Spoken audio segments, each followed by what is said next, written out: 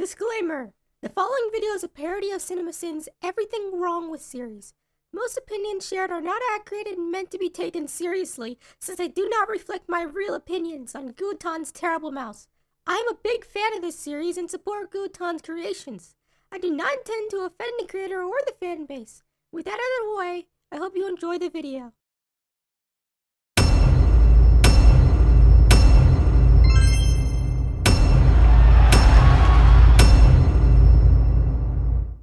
Starting off, the whole premise of this episode is ludicrous. While I criticised episode 1 for being way too morbid for its own good, it at least got one thing right: tonal consistency. The moment it went dark and twisted, it stayed dark and twisted. Episode 2 here doesn't just fail to inherit and sustain that dark tone, it immediately drops it, opting to be goofy and ridiculous. Like, a fighting ring? Seriously? I can tell you now the horror theme has been wrecked as soon as this episode starts. And since the ring is literally 100% of the episode, we're already starting off with 5 sins. Also, what is it with these creatures watching the fight?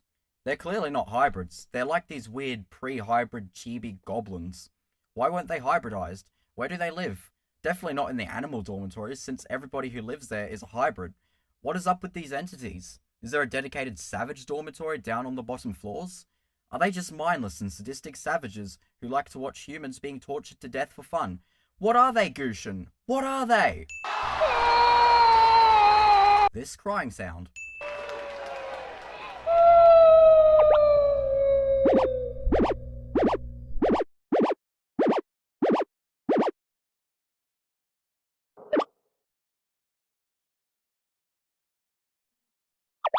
What? Kid, didn't Lorna just beat the literal shit out of you?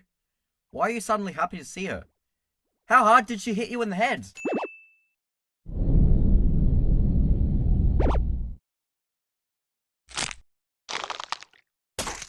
Wow, really hard apparently. This girl's reaction speed to Lorna putting on her demon face is non-existent. Gutian could have made at least 3 to 5 distinct chibi animal variants with 3 to 5 different expressions to make the crowd of savages look less blank slate and lifeless, but after all, why do that when you have the Control, C, and V buttons on your keyboard? Now they look like Reddit avatars.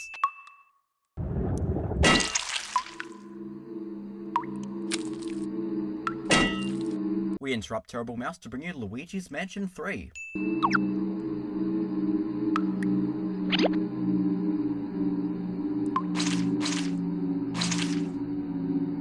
This is so strange. So Dam can actually safely traverse through water for prolonged amounts of time, as established in episode 1. And as established here, all it really does to him is make him a bit soggy and saturated. However, we later see in this exact same episode that water can erase like a good 70% of his slime. So what gives? How is he able to handle the sewerage water? Is the slime that Dam disperses weaker to water than the slime on his body? Is the water in the sewers not actually water and some weird substance that Salad invented, then dumped, which doesn't react much with slime? What are the rules, damn it? Gen Z humor laugh 15, no, 16.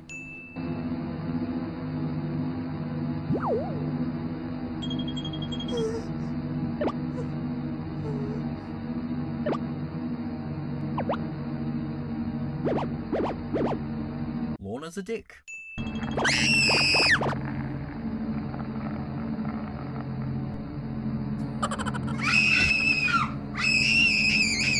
Considering how deep Lorna's claws went into this kid's flesh, I wouldn't be surprised if she ripped open one of her lungs. And if that's the case, she shouldn't be able to scream on the top of her lungs here. Gen Z humor laugh 17. Damn, not interfering here really concerns me. We interrupt Terrible Mouse to bring you Pretty Blood, once again. Also, 5 sins here for the excessive brutality. Watch the torture scene part in my Everything Wrong With on episode 1 for more context. That is the smallest rifle in the history of rifles. No shits, damn. Wow, Lorna's a mega dick. She even has a bracket sign set up just to rub it in even more that these innocent children are powerless against her.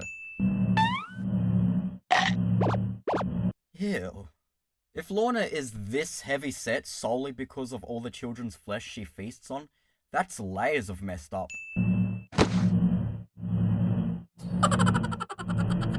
Gen Z Humor Laugh 18.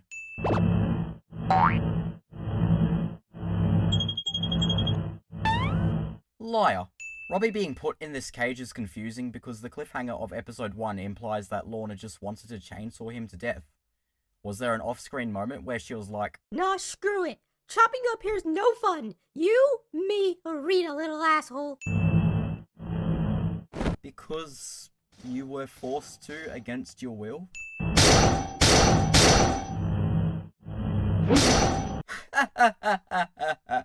Just look at this asshole. With his hand in one pocket kicking the cage. He thinks he's that guy. What a clown.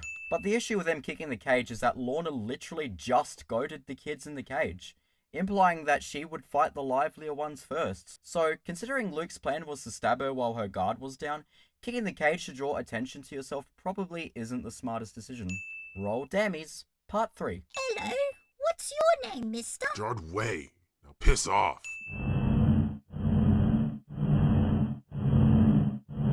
Oh, what do you think, Robbie?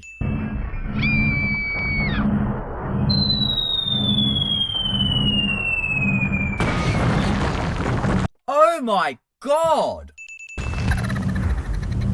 Gen Z Humor Laugh 19. What are you talking about, damn? I think this is another retcon. You see, in later episodes, it's established that Dam was employed as a cleaner. Not to mention Lake knowing him well enough to refer to him as bro.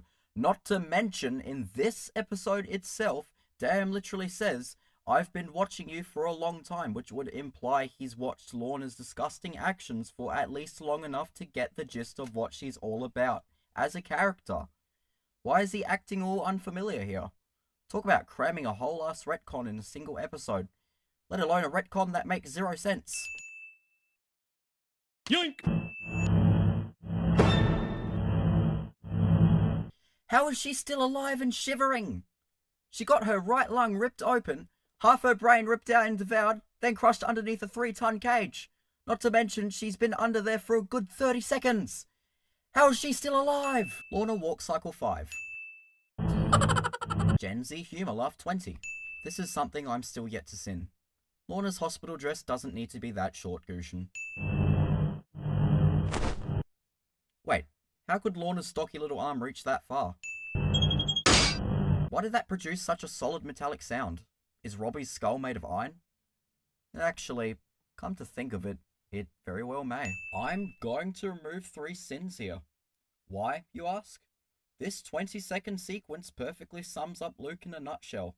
The lighting, as well as the sound cues, create this feeling and atmosphere of immense tension. Luke looks genuinely afraid of what he's about to attempt to pull off, but is able to remain calm, knowing that this is his perfect chance to finally kill that rat. And that expression, oh boy, you know shit is about to get real. Not to mention, seeing a character finally try and stand up against Lorna for the first time is really refreshing. That knife flip too, so rad.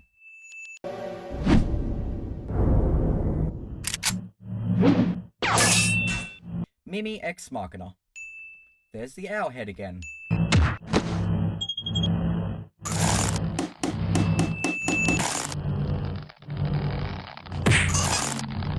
She is a masochistic sadist? That's kind of freaky, not gonna lie. Gen Z Humor Laugh 21. I could ask you literally the same question, Dan. Lorna Walk Cycle 6. F off, Lorna. That's your fault for not closing the cage after pulling Robbie out. Moron.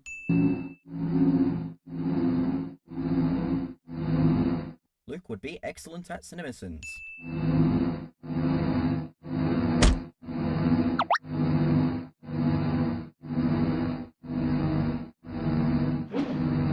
Yeah, let him go just to be spotted, then taken into the butchering chamber by Lake. We interrupt Terrible Mouse to bring you Punch-Outs. Lorna doing the hula. Luke has been endowed with temporary super strength. How the f*** is Lorna overpowering him? What, did Salad give her super strength when she was created? Did she cheat and gave herself a super strength serum off screen? Gen Z Humor Laugh 21. Lorna's lard-ass leg effortlessly jabbing Luke at supersonic speed is the most ridiculous thing I've seen in this show so far. Also, forgot to say, we interrupt Terrible Mouse to now bring you f***ing Mortal Kombat. We interrupt Terrible Mouse to bring you Dragon Ball Z, holy f***, Gutian! Speaking of which, cool to see Lorna using her owl powers for flights. This Lorna voice clip. Huh? Luke would be excellent at CinemaSins, Part 2. Also, after being power kicked in the stomach multiple times, Luke shouldn't be able to speak, or even breathe properly. He should be winded beyond belief. Gen Z Humor Laugh 22.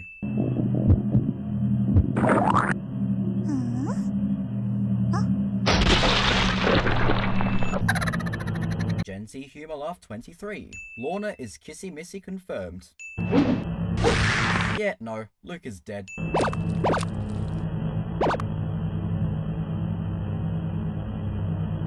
Damn, stop trying to be better than Luke at CinemaSins.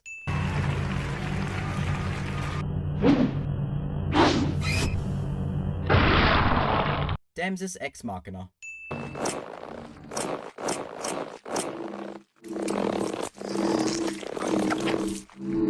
As stated before, hasn't Dan been a member of the hospital for a while? If Lake knows him well, why doesn't Lorna? What, is she too busy spending time down in the dungeons torturing children?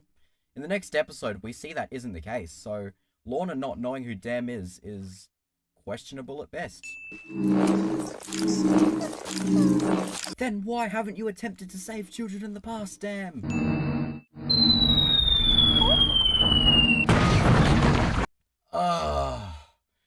I wish that landed on her. Robbie would not be good at CinemaSins. But here's what I don't understand, damn. Why didn't you kill her there and then? You could have easily clogged her airways with slime, and that would have been her dead. Why are you sparing her? You didn't defeat shit, man.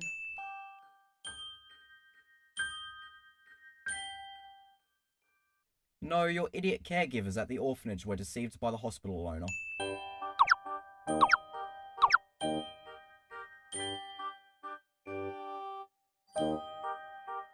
That was pretty wholesome, actually. Gen Z Humor Laugh 24.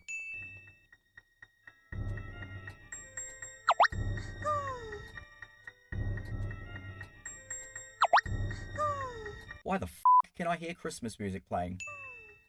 Oh dear, I accidentally poked you. Whoa! Yo! Why is she throwing it back? Oh, you don't say. More terrifying retcons awaiting. I'm excited. Gutian thought to herself, I should put cigarettes and an ashtray on the hospital owner's desk. It will make him look like even more of an asshole. Why does Salad need to stand in the corner behind the hospital owner? Does the hospital owner not respect him? Is he not aware that without Salad's gadgets and chemicals, most of this probably wouldn't be possible? Why is the hospital owner treating him as his literal pet cat? Also, the hospital owner is clearly human, yet he is seen as an ally by all of the animals. What makes him so special from the other humans? Even with his grade pigments, even if he bought the place, there should be no reason why he is trusted, let alone in charge of the whole fucking hospital. Salad should be in charge of it if anything. Lorna Duckface 2. Speaking of, why does the hospital owner have a drawing of Lorna up on his wall? What does he do with her in his spare time? Ugh.